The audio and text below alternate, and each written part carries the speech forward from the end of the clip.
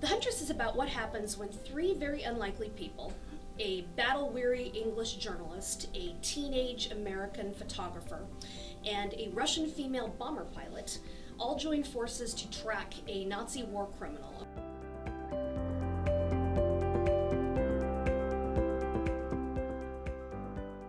The Huntress's villain, or villainess, is based on a real historical figure. Her name was Hermine Braunsteiner, and she was a brutal camp guard at Ravensbrück concentration camp, and was later discovered decades after the war living as a housewife in New York City when she was accused of war crimes, and her husband and her neighbors were absolutely dumbfounded to hear of her brutal past. And that got me thinking, what would it be like to learn you had been living with someone like that?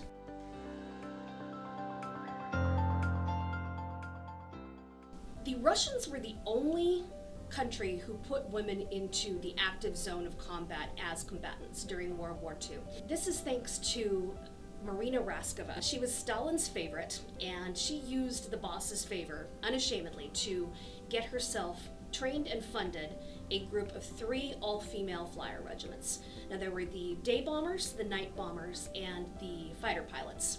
And the fighter pilots and the day bombers eventually integrated with men and became mixed regiments. But the night bomber pilots, who were eventually given the nickname of the Night Witches by the terrified Germans who they were bombing, remained proudly all-female throughout the entire war.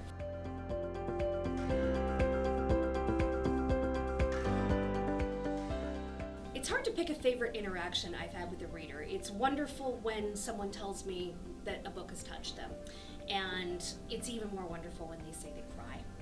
I love it whenever I hear someone say they cried, because as everyone knows, writers are kept young by the tears of their readers.